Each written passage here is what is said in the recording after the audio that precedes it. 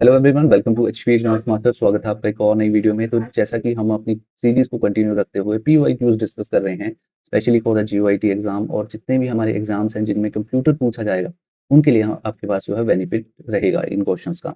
इस लेक्चर की पीडीएफ आपको टेलीग्राम चैनल पे मिल जाएगी। अगर आप टेलीग्राम पे ज्वाइन होना चाहते हैं तो क्लिक अपने टेलीग्राम पे जाएंगे, सर्च करें एचपी एग्जाम्स मास्टर और आपको पहला ही पेज हमारा दिखेगा।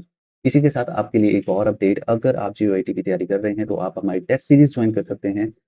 बहुत ही अच्छे 12 आपको full length PDF mock test मिलेंगे, और आपको साथ ही में अपनी प्रैक्टिस के लिए टीसीएस एमसीक्यू प्रैक्टिस सेट मिलेंगे। ऐसे क्वेश्चन जो टीसीएस पहले पूछ चुका है कंप्यूटर सेक्शन से, वो आपको जो है एग्जैक्ट देखने को मिलेंगे प्रैक्टिस सेट्स में। और आपके पास फ्री में टाइपिंग पीडीएफ मिलेंगी। जैसा कि बहुत से लोग जो हैं टाइपिंग को इग्नोर करते हैं और बाद में उन्हें पछताना पड़ता है, तो उस चीज़ का भी ध्यान हमने रखा है। और आपको डिटेल्ड सोल्यूशन और एक्सप्लेनेशन भी प्रोवाइड किया जाएगा। अगर आप ज्वाइन करना चाहते हैं तो आप दिए गए नंबर पे व्हाट्सएप कर सकते हैं, 8894235339। तो बिना आपका टाइम वेस्ट किए हुए पहला क्वेश्चन आपके सामने ये रहा। Cache memory works on the principle of, cache memory किस सिद्धांत पे काम करती है? LIFO, locality of reference, total internal reflection, या फिर फीफो? तो जो राइट आंसर है वो क्या है? Option number B, locality of reference. अब लोकेलिटी ऑफ रेफरेंस होता क्या है?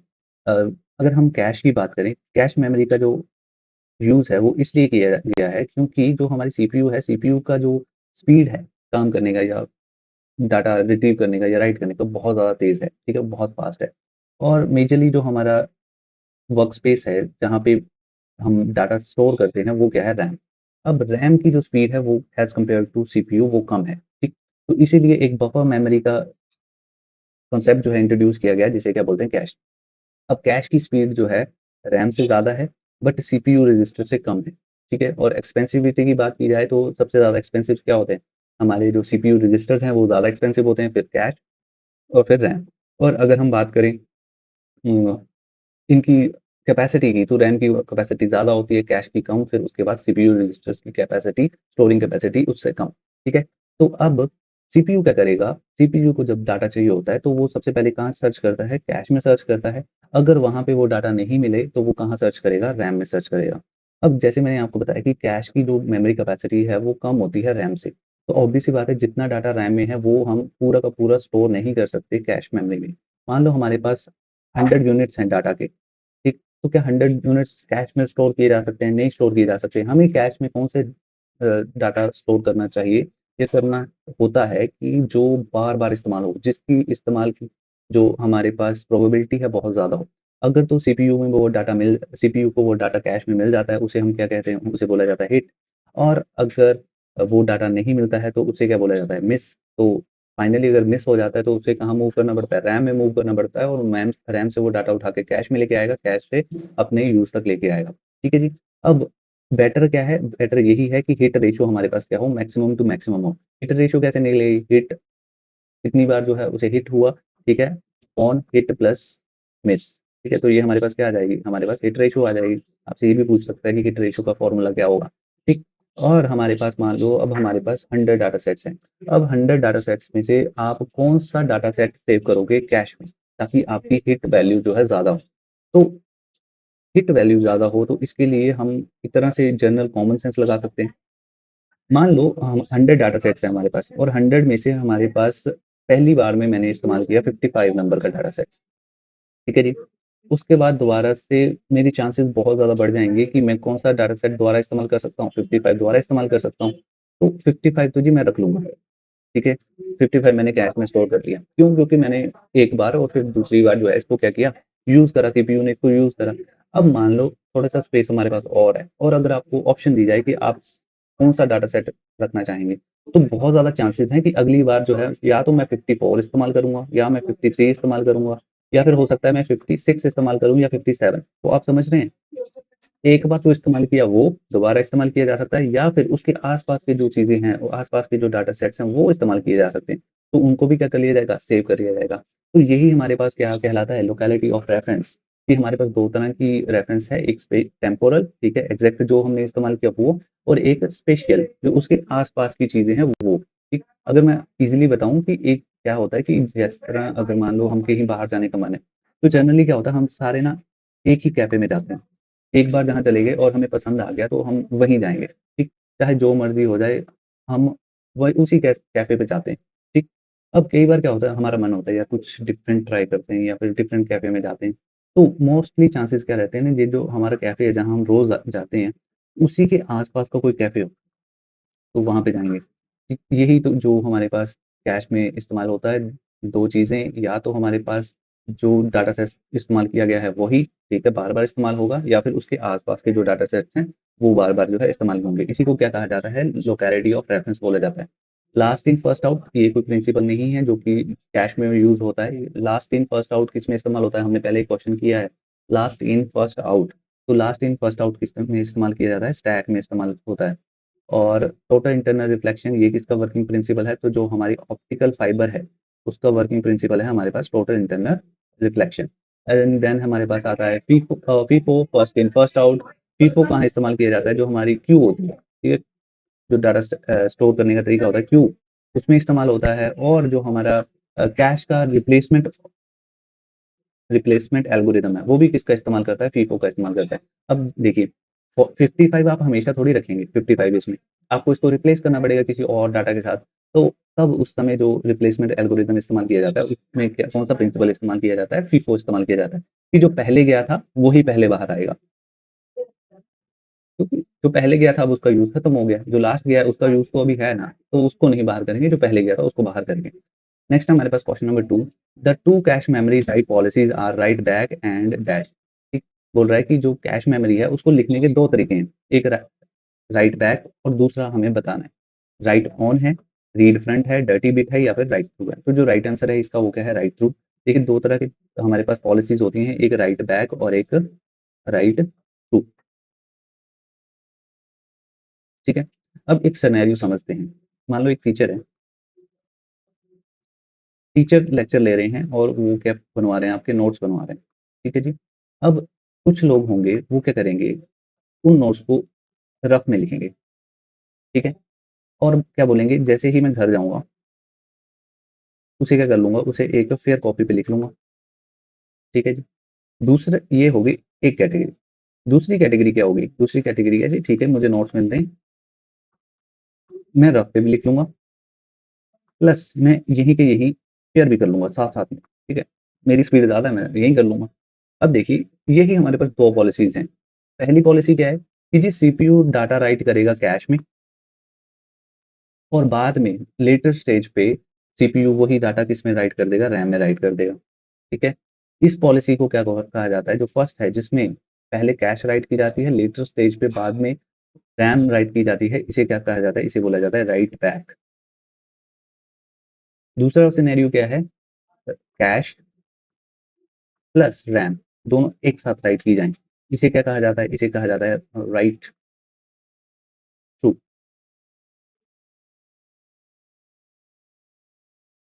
अब अगर हम बात करें इनकी एडवांटेजेस या डिसएडवांटेजेस की, तो वो हम इसे एग्ज़ाम्पल से ही समझ सकते हैं। अगर आपसे पूछा जाए कि राइट बैक और राइट थ्रू में कौन-सा फ़ास्ट है? ज़्यादा तेज़ क्या होगा? तो फ़ास्ट हमारे पास क्या होगा? Right back. क्यों? क्योंकि अभी हम सिर्फ़ क्या लिख रहे हैं? सिर्फ़ कैश लिख रहे हैं। कैश लिखना क्या है? ज़्यादा हमारे पास ईज़ी है। अगर आपसे बोला जाए ज़्यादा कॉम्प्लेक्स क्या है? तो राइट बैक हमारे पास ज़्यादा कॉम्प्लेक्स है। क्यों? क्योंकि हमें कहीं न कहीं ये डर रहेगा, ये डाटा स्टोर करके रखना है कहीं पे कि बाद में हमें रैम में भी लिखना है, ठीक? तो वो उसका कोई हमारे पास उसके रेफरेंसेस होने चाहिए कि कौन-सा डाटा है, कब लिखा जाएगा। तो ये जो है कॉम्प्लेक्स है, और यहाँ पे डाटा लॉस का जो खतरा है वो भी ज़्यादा है। क्यों? क्योंकि अभी हमने सिर्फ़ कैश लिखी है, बाद में रैम लिखते समय कोई डाटा लॉस हो जाए या फिर पावर लॉस हो जाए, तो उन चीज़ों का डर बना रहता है हमारे पास, जिसकी वजह से जो है ये कॉम्प्लेक्स है, और इसमें जो है टाइम टाइम की सेविंग है, बट ये कॉम्प्लेक्स है। ठीक, उसी की जगह दूसरी जगह जब हमें कैश और रैम दोनों एक साथ लिखनी है, टाइम ज़्यादा लगेगा, बट ये क्या है, ईज़ी है। राइट ऑन या रीड फ्रंट जैसी कोई चीज़ें नहीं होती टेक्निकल टर्म्स में। डर्टी बिट जो है ये इस्तेमाल किया जाता है किसमें, राइट बैक में। ये मैं थोड़ा-सा समझा देता हूँ। डर्टी बिट, ठीक है? ये एक फ्लैग है जो कि बताता है हमारे पास कंडीशन क्या है, स्टेटस बताता है। मान लो हमारे पास जो राइट बैक है, राइट बैक में क्या है, राइट बैक में है हमारे पास पहले क्या लिखी जाएगी, कैश लिखी जाएगी, और लेटर स्टेज पे कैश के साथ-साथ हमारे पास जो रैम है वो भी लिख दी जाएगी। अब डर्टी बिट क्या दिखाता है? डर्टी बिट दिखाता है कि स्टेटस क्या है अभी। अगर तो डर्टी बिट हमारे पास 0 है, 0 का मतलब क्या है कि अभी सिर्फ़ कैश लिखी गई है। अगर कैश के साथ बाद में हमने रैम भी लिख दी, तो उसे क्या कहा जाता है, जो डर्टी बिट है उसका स्टेटस क्या चेंज हो जाएगा, 1 में चेंज हो जाएगा। बिट का मतलब 1 या 0, ठीक? 0 सिर्फ कैश लिखी गई है और 1 की कैश प्लस रैम दोनों लिख दी गई हैं।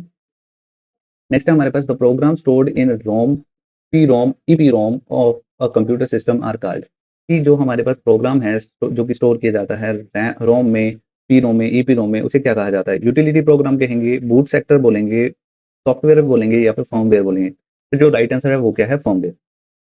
ऐसे प्रोग्राम्स जो कि परमानेंट मेमोरी में स्टोर की जाती हैं लाइक रोम, पी रोम, ईपी रोम, एक ईईपी रोम भी होती है, ठीक है? तो उनको क्या कहा जाता है? फर्मवेयर बोला जाता है। अब ये हमारे पास फर्म, अगर इसका नाम जो हम तोड़ें तो क्या है हमारे पास? Firm plus ware. फर्म का मतलब क्या होता है? फर्म का मतलब होता है हार्ड, और वेयर का जो शब्द है वो ये कहाँ से आया है? सॉफ्टवेयर से आया है। मतलब है क्या? ये प्रोग्राम है, बट ये बहुत ज़्यादा करीब है किसके? हार्डवेयर के, ठीक? अब जो रोम है, फॉर एग्जांपल रोम ही बोलते हैं अभी हम, ठीक है जी? रोम है, रोम में एक छोटा सा प्रोग्राम होता है जिसको क्या बोलते हैं हम? बायोस या फिर यूईएफआई। ये दोनों अलग-अलग प्रोग्राम हैं, ठीक है?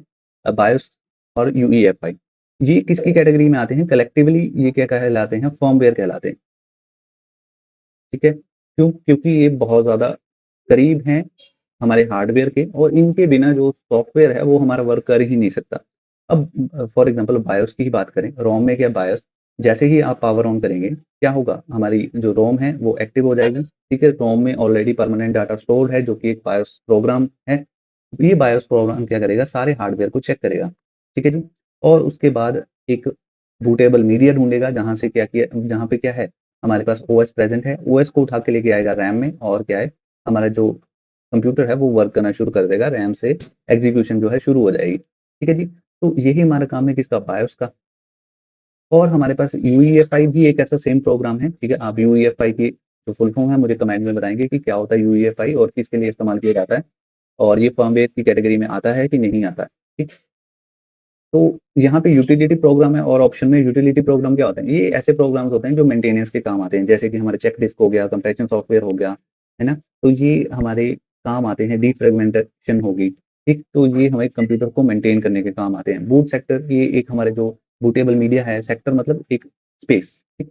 तो ये ऐसा सेक्टर होता है जहाँ पे बूटेबल जो हमारे पास प्रोग्राम है वो अवेलेबल है। सॉफ्टवेयर एक ब्रॉड टर्म है, और सॉफ्टवेयर के अंदर ही क्या आता है? फर्मवेयर हमारे पास आता है। Next है the keys on the QWERTY keyboard have small bumps on them to help position the finger without looking at the keyboard. Which keys are these? बोल रहा है जो QWERTY कीबोर्ड है उस पे दो उभार देखने को मिलते हैं हमें, जो होम रो होती है उसमें। तो कौन कौन सी की पे हमें जो वो उभार देखने को मिलते हैं? एफ, जे, ए, एल, ए, एस या फिर जेड, एम? तो बड़ा ही इजी क्वेश्चन। एफ जेड जो हमारे पास होती है उनमें हमारे पास जो बम्प्स देखने को मिलते हैं, होम रो जो होम रो होती है वहां पे क्या होता है? ए, एस, डी, एफ। तो जो एफ है उस पे हमारे पास उभार होते हैं index finger, left left index finger रखने के लिए, और दूसरी साइड हमारे पास जे, के, एल एंड सेमीकोलन। तो जे के जो है हमारे पास उभार होते हैं, ठीक? यहाँ पे बीच में हमारे पास जी और एच भी होता है, ठीक है? उसको इग्नोर नहीं करेंगे। उभारों का बता रहा हूँ कि इनको और क्या कहा जाता है? ये जो बम्स होते हैं इनको टेक्टाइल मार्कर भी बोला जाता है, टेक्टाइल मार्कर। नेक्स्ट है हमारे पास question number 5। RAID technology combine multiple physical disk drive to achieve speed and redundancy. What is the full form of RAID? देखिए तो यहाँ पे क्या बोल रहा है? रीड एक टेक्नोलॉजी है जिसमें हम मल्टीपल फिजिकल डिस्क ड्राइव को कंबाइन करते हैं। बोल रहा है क्या कि रेड एक टेक्नोलॉजी है जिसमें हम मल्टीपल हार्ड डिस्क है हमारे पास, hard disk, hard disk, hard disk, इनको क्या करेंगे? कंबाइन करेंगे। अलग अलग हार्ड डिस्क हैं, 1 2 3 4, इनको कंबाइन किया जाता है किस चीज़ के लिए? स्पीड अचीव करने के लिए और रिडंडेंसी अचीव करने के लिए, ठीक? अब इस चीज़ को क्या बोला जाता है? इसी टेक्नोलॉजी को बोला जाता है रेड। अब रेड की फुल फॉर्म बतानी है कि क्या है। वैसे पहले बताता हूँ कि रेड की इस्तेमाल क्यों होता है। मान लो हमारे पास कोई कंपनी है और कंपनी में हमारे पास क्या है? कंप्यूटर है, ठीक? अब कंपनी में ऐसा तो नहीं होगा कि एक ही हार्ड डिस्क होगी। एक ही हार्ड डिस्क लगाने का एक रीज़न ये भी है कि मान लो डाटा हार्ड डिस्क ये खराब होगी हमारे पास, तो डाटा तो हमारा लॉस हो जाएगा सारा का सारा। तो ऐसा रिस्क नहीं लिया जा सकता किसी कंपनीज़ वगैरह में, ठीक? इसीलिए क्या किया जाता है? मल्टीपल हार्ड डिस्क को जोड़ा, मल्टीपल हार्ड डिस्क होती हैं जिन्हें लॉजिकली एक ही माना जाता है। लॉजिकली ये एक ही है, बट फिजिकली ये अलग अलग हार्ड डिस्क हैं, जिससे क्या है हमारे पास स्पीड अचीव की जा सके उतनी, और हमारा डाटा भी जो क्या रहे? सिक्योर रहे। इसी टेक्नोलॉजी को क्या कहा जाता है? इसी टेक्नोलॉजी को हम बोलते हैं रेड। अब आपको इतना समझ आ गया तो आप जो है इसी से ही अपना आंसर जो है ढूंढ सकते हैं। जैसे redundant array of independent disk, rapid access to independent disk, read only access to interlink disk, reduce access to interlink disk. ठीक है, रिडंडेंट एरे, तो यहाँ पे एक एरे फॉर्म हो रहा है, ठीक है जी, ऑफ इंडिपेंडेंट डिस्क, ये आपस में क्या है, इंडिपेंडेंट है, तो राइट आंसर क्या है, redundant array of independent disk. Question number 6, which of the following optical media storage has highest capacity. Optical media storage है आपके पास दे रखी, सीडी है, सीडीआर है, डीवीडी है और ब्लू रे डिस्क है। आपसे पूछ रहा है कि सबसे ज्यादा हाईएस्ट कैपेसिटी किसमें होती है डाटा स्टोर करने की, तो जो राइट आंसर है वो क्या है, ब्लू रे डिस्क। अगर मैं बात करूँ सीडी, डीवीडी और या फिर ब्लू रे डिस्क की, तो सीडी में हमारे पास लगभग 700 MB डाटा आ जाता है, डीवीडी में 4.7 GB डाटा आ जाता है और ब्लू रे डिस्क में हमारे पास 25 GB तक का डाटा आ जाता है, स्टोर हो जाता है। तो सबसे ज्यादा किसमें है, ब्लू रे डिस्क में है। कई बार जो है डबल डीवीडी की बात कर दी जाती है, डीडी लगा दिया जाएगा, तो आप क्या कितना कर देंगे इसको, 8 GB कर देंगे, फिर उसमें डबल लेयर होती है, तो डबल लेयर मतलब ज्यादा डाटा स्टोर किया जा सकता है, डबल। तो 4.7 का डबल डीवीडी में कितना होगा, 8 GB, और डबल ब्लू रे डिस्क में कितना होगा, 50 GB। रीजन क्या है कि देखने में ये सीरीज आपको सेम लगती है, रीजन क्या है कि जो वेवलेंथ है जो कि ब्लू रे डिस्क के लिए इस्तेमाल की जाती है, उसकी जो वेवलेंथ है वो क्या होता है, जो लाइट है, ठीक है। अब स्टोर कैसे करेंगे, ऑप्टिकल ही करेंगे, ठीक है, लेजर से इस्तेमाल, लेजर इस्तेमाल किया जाता है, ठीक है। अब जो ब्लू लाइट इस्तेमाल की जाती है ब्लू रे डिस्क राइट करने के लिए, उसकी जो वेवलेंथ है वो क्या होती है, कम होती है। कम वेवलेंथ मतलब कि इस तरह से वेवलेंथ कम होगी तो जो स्पेस है वो क्या है, कम इस्तेमाल होगा। कम स्पेस में जो है हमारे पास ज्यादा, एक सेट बनाने के लिए कम स्पेस जो है यूज होता है, जिसकी वजह से ज्यादा डाटा जो है हम क्या कर पाते हैं, राइट कर पाते हैं। आप ऑप्शन में मुझे, आप कमेंट में मुझे बताइएगा कि सीडी और डीवीडी को राइट करने के लिए किस तरह की लाइट का इस्तेमाल किया जाता है, इंफ्रारेड, अल्ट्रावायलेट या फिर विजिबल लाइट। क्वेश्चन नंबर 7 है, which component of laser printer melt the toner particle to form a permanent impression on the page. बोल रहा है कि लेजर प्रिंटर में कौन सी ऐसी असेंबली होती है जो कि टोनर, जो कि पाउडर होता है, इंक पाउडर होता है, उसको परमानेंटली फिक्स करने के लिए इस्तेमाल होता है पेज पे। तो ड्रम बोलते हैं उसे, इमेजिंग यूनिट बोलते हैं, मिरर बोलते हैं या फ्यूजर बोलते हैं। तो जो राइट आंसर है वो क्या है, फ्यूजर। देखिए, जो हमारे पास लेजर प्रिंटर है उसमें कैसे चीजें होती हैं, एक हमारे पास होता है ड्रम। ड्रम को क्या करते हैं, चार्ज करते हैं, ठीक है जी। चार्ज करने के बाद उसके ऊपर क्या किया जाता है, जो हमारा, हमने एक तरह से प्रिंट लेना है, उसकी ड्रम के ऊपर ना एक इमेज बनाई जाती है, ठीक। जो हमारा टोनर है, तो टोनर हमारा उसी उसी जगह पे चिपकता है। टोनर एक पाउडर होता है, पाउडर फॉर्म में होता है, तो ये उसी उसी जगह पे चिपकता है जहाँ पे हमारे पास प्रिंटिंग हमें चाहिए, ठीक है। जिस तरह की इमेज, एक इमेज बनाई जाती है ड्रम पे, और हमारा जो पाउडर है वो उस जगह पे चिपक जाता है। अब पाउडर बाद में क्या किया जाता है, वो पाउडर ट्रांसफर किया जाता है ड्रम से एक पेपर के ऊपर, ठीक है। अब जब वो टोनर या पाउडर पेपर पे लगा है तो वो फिक्स्ड नहीं है, वो क्या है, टेम्परेरी है, जस्ट उसके ऊपर प्लेस्ड है। अब उस पाउडर को क्या करना पड़ता है, फिक्स करना पड़ता है। फिक्स करने के लिए उसे क्या चाहिए, उसे दो चीजें चाहिए, एक तो हीट और दूसरा प्रेशर। तो हमारे पास दो चीजें होती हैं, हीट के लिए हमारे पास क्या होती है, फ्यूजर असेंबली, ठीक है। एक तरह से हीटर है जो उसको क्या करेगा, पेज को गर्म करेगा, और साथ में हमारे पास क्या होता है, एक साथ में प्रेशर रोलर भी होता है, ठीक है। तो हमारे पास जो टोनर पार्टिकल है उसको परमानेंटली पेज पे फिक्स करने के लिए क्या इस्तेमाल किया जाता है, फ्यूजर इस्तेमाल किया जाता है। नेक्स्ट है हमारे पास question number 8, which of the following storage media use flash memory. इनमें से कौन सा स्टोरेज मीडिया फ्लैश मेमोरी का इस्तेमाल करता है, solid state drive, CD, HDD या फ्लॉपी डिस्क। तो जो राइट आंसर होगा वो क्या है, सॉलिड स्टेट ड्राइव। ड्राइव या डिस्क ये इंटरचेंजेबली जो है इस्तेमाल किया जाता है शब्द। Question number 9, arithmetic logical unit ALU is the fundamental part of computers. ALU कहाँ होता है, सीपीयू में, मेमोरी में, इनपुट आउटपुट में या फिर ऑपरेटिंग सिस्टम में। तो बड़ा ही बेसिक सा क्वेश्चन था ये, सीपीयू में होता है। सीपीयू के तीन पार्ट्स हैं हमारे पास, एक तो है एएलयू अरिथमेटिक लॉजिकल यूनिट, एक है सीयू और एक है एमयू। एमयू लिखा होता है या फिर कई जगह रजिस्टर भी लिखा होता है अकेला, ठीक है जी। ALU arithmetic logical unit, CU control unit और एमयू मेमोरी यूनिट या फिर रजिस्टर्स। और इनके काम क्या है, अरिथमेटिक लॉजिकल यूनिट का काम है हमारे पास जो बेसिक हमारे पास ऑपरेशंस है अरिथमेटिक या लॉजिकल वो परफॉर्म करता है। सीयू हमारा control and timing signals generate करता है, और एमयू अलग अलग हमारे पास मेमोरी यूनिट्स हैं, रजिस्टर्स हैं, जो कि हमारे पास डिफरेंट डिफरेंट डाटा या इंस्ट्रक्शंस के जो एड्रेस हैं वो उनको क्या किया जाता है, सेव करा जाता है। Next question number 10, in a computer dash provide the option to change priority of booting option in the computer system. बोल रहा है क्या चीज है जो कि हमारे पास बूटिंग प्रायोरिटी चेंज करने का ऑप्शन हमें प्रोवाइड करती है, system registry, BIOS setting, control panel या फिर सिस्टम रिकवरी। तो देखिए कंट्रोल पैनल और सिस्टम रिकवरी का तो इसमें कोई काम ही नहीं है, ठीक। सिस्टम रजिस्ट्री जितनी भी हमारी सेटिंग्स होती हैं कंप्यूटर की, वो किसमें सेव करी जाती हैं? सिस्टम रजिस्ट्री में सेव करी जाती हैं, विंडोज में। ठीक, तो यहाँ पे इसका भी कोई काम नहीं है। तो जो बायोस की जो सेटिंग्स हैं, वो बूटिंग की जो ऑप्शन प्रायोरिटी है, वो कहाँ सेट करते हैं? हम बायोस सेटिंग में सेट करते हैं।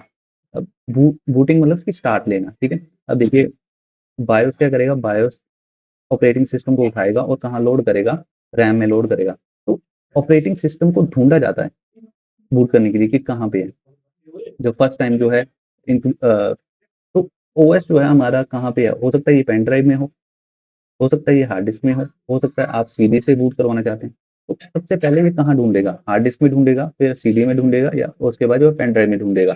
तो ये चीज़ जो है प्रायोरिटी हम सेट कर सकते हैं। बाद में हम मान लो सीडी में मैं पहले नंबर पे ले आऊँ, ठीक? तो ये चीज़ जो है बूटिंग प्रायोरिटी हम कहाँ सेट करते हैं? बायो शेयरिंग में सेट करते हैं।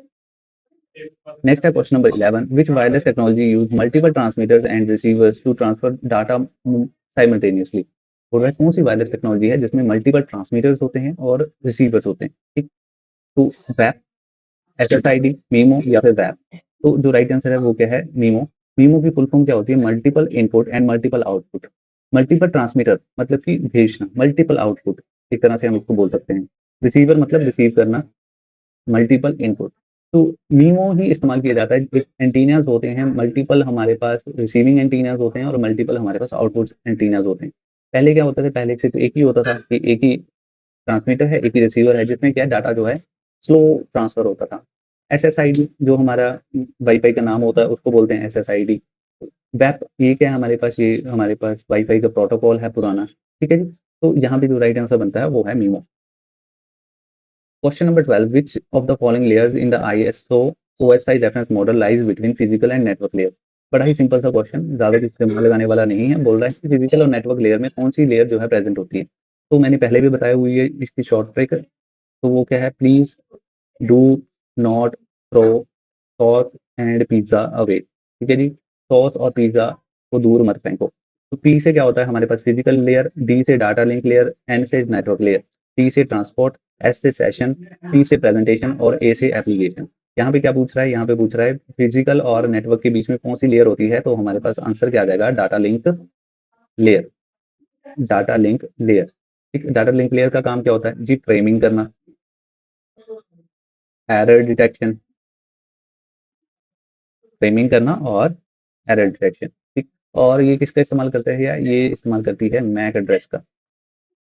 अगर इसे कोई डाटा ट्रांसफर करना होता है तो ये मैक एड्रेस का इस्तेमाल करती है, ठीक। और जो हमारे पास डिवाइस इस्तेमाल होता है उसे क्या बोला जाता है? स्विच। अगर आपसे पूछा जाए कि स्विच कौन सी लेयर पे इस्तेमाल किया जाता है, तो स्विच इस्तेमाल होता है हमारे डाटा लिंक लेयर पे। नेक्स्ट है हमारे पास question number 13, which layer in the ISO OSI reference model is responsible for the routing packets over the network? Routing के लिए कौन सा लेयर जो है इस्तेमाल होती है? Physical layer, data link layer, network layer या ट्रांसपोर्ट लेयर? तो जब भी आपको राउट राउटिंग या फिर राउटर का बोले तो जो आंसर होता है वो क्या है? नेटवर्क लेयर, ठीक। तो नेटवर्क लेयर जो है हमारे पास राउटिंग, राउटिंग का मतलब क्या हो गया कि सबसे बेस्ट जो पाथ पाथ है वो डिसाइड करती है। मान लो आपको पैकेट्स हैं, ये किस में काम करती है? पैकेट्स में काम करती है, डाटा पैकेट्स में। पैकेट्स एक जगह से दूसरी जगह भेजने हैं, एक नोड से दूसरी जगह भेजने हैं। तो जो बेस्ट हमारे पास रूट होगा वो कौन डिसाइड करेगा? नेटवर्क लेयर इस्तेमाल डिसाइड करेगी। जो डिवाइस इस्तेमाल होता है वो क्या है? राउटर, इसके ऊपर, ठीक है। अगर आपसे पैकेट्स की बात करें तो भी नेटवर्क लेयर आएगा, बेस्ट पाथ की बात करें तो भी नेटवर्क लेयर, और राउटर जो डिवाइस है वो भी किस पे इस्तेमाल होता है? नेटवर्क लेयर पे इस्तेमाल होता है। और अगर आपसे पूछा जाए कि किस इन दोनों में पैकेट्स भेजने के लिए किसका इस्तेमाल करती है ये, तो आईपी एड्रेस का इस्तेमाल करती है, ठीक है। जैसे डाटा लिंक लेयर हमारे पास मैक एड्रेसेस का यूज करेगी, ठीक है, मार्क करने के लिए। यहाँ पे नेटवर्क लेयर आईपी एड्रेस का इस्तेमाल करती है डाटा एक जगह से दूसरी जगह भेजने के लिए। नेक्स्ट है question number 14, a web based information repository that collaboratively edit by the members of the community is called. कि वेब बेस्ड इंफॉर्मेशन रिपोजिटरी हमारे पास है जिसे मेंबर्स एडिट कर सकते हैं या कम्युनिटी वाले अपडेट कर सकते हैं, उसे क्या कहा जाता है? वेब एप्लीकेशन, विकी, पोर्टल या फिर ब्लॉग? तो राइट आंसर क्या होगा? विकी। विकी हमारे पास एक तरह का ऐसी रिपोजिटरी है जिसे जो उसके मेंबर्स हैं वो क्या कर सकते हैं? चेंज कर सकते हैं, अपडेट कर सकते हैं, ठीक है। ये एक ब्रॉड टर्म है।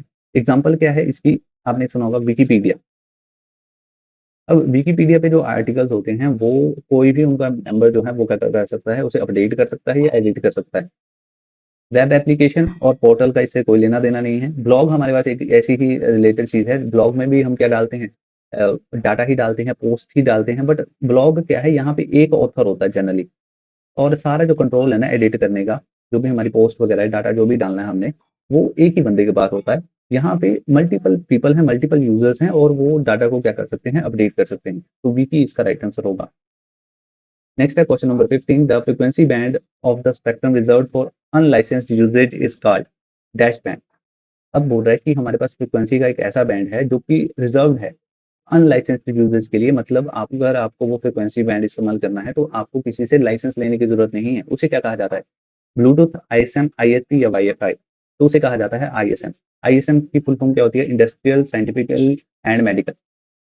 अब ये एक बैंड था जो शुरुआत में किसके लिए रिजर्व किया गया था, सिर्फ इंडस्ट्रीज के लिए या फिर जो साइंटिफिक है या मेडिकल इक्विपमेंट्स हैं उनके लिए ही रिजर्व किया गया था। बाद में इसको क्या कर दिया गया, ओपन कर दिया गया कि कोई भी इसको जो है इस्तेमाल कर सकता है। और इवन की जो ब्लूटूथ है, वाईफाई है, ये किसका इस्तेमाल करते हैं, इसी बैंड का इस्तेमाल करते हैं। जो सबसे ज्यादा फेमस है वो क्या है, 2.4 गीगाहर्ट्ज। आपने सुना होगा, बड़ा ज्यादा, जैसे वाईफाई होता है, वाईफाई के साइड में लिखा होता है 2.4 गीगाहर्ट्ज। तो ये किसका इस्तेमाल करते हैं, आईएसएम बैंड का इस्तेमाल करते हैं। तो जो राइट आंसर है क्या, वो क्या है, आईएसएम। नेक्स्ट है हमारे पास, a computer can capture all packets being transmitted over a shared transmission medium by the setting network interface in dash mode. बोल रहा है कि एक कंप्यूटर जो है सारे के सारे पैकेट्स जो है कैच कर लेगा जो कि ट्रांसमिट होंगे एक शेयर्ड ट्रांसमिशन मीडियम पे, bye setting a network interface. मैं थोड़ा एग्जांपल से बताता हूँ। मान लो हमारे पास एक मीडियम है, ठीक है, जो कि शेयर्ड है दो कंप्यूटर्स में। एक है कंप्यूटर वन, एक है कंप्यूटर टू। अब जो डाटा है ना वो आ रहा है, ठीक है जी। अब कुछ पे लिखा है C1 का आईपी एड्रेस, कुछ पे लिखा है C2 का आईपी एड्रेस। अब नॉर्मल कंडीशंस में जो एनआईसी कार्ड है, ठीक है, नेटवर्क इंटरफेरेंस कार्ड है, C1 और C2 का, वो वही डाटा पैकेट्स जो है कैच करेंगे जिन पे उनका पर्टिकुलर आईपी एड्रेस लिखा हुआ है। ये उसी तरह है कि मान लो कोई चिट्ठी आई तो चिट्ठी हम वही पकड़ेंगे जिस पे हमारा नाम लिखा हुआ है। हम दूसरों लोगों की चिट्ठियां नहीं पकड़ लेंगे। बट बोल रहा है कि कौन सा ऐसा मोड होता है जिसमें हम सारी के सारे पैकेट, सारी की सारी चिट्ठियां जो हैं पकड़ लेंगे। तो उसे बोला जाता है प्रोमिक्युअस मोड। ठीक है जी। तो जो राइट आंसर है वो क्या है, प्रोमिक्युअस मोड। अब ये किसके लिए इस्तेमाल होता है, ये इस्तेमाल होता है हमारे पास ट्रबल शूटिंग करनी है या फिर नेटवर्क का ट्रैफिक चेक करना है, इन सब चीजों के लिए इस्तेमाल किया जाता है प्रोमिथियस मोड। तो इस वीडियो के लिए इतना ही। होप तो आपको ये वीडियो पसंद आई होगी। ऐसी ही और वीडियोस के लिए आप जो है चैनल को सब्सक्राइब कर सकते हैं, और अगर आप चाहते हैं आप हमारी वीआईटी टेस्ट सीरीज के साथ जुड़ना, तो आप दिए गए नंबर पे जो है व्हाट्सएप कर सकते हैं। Thank you, thanks for watching.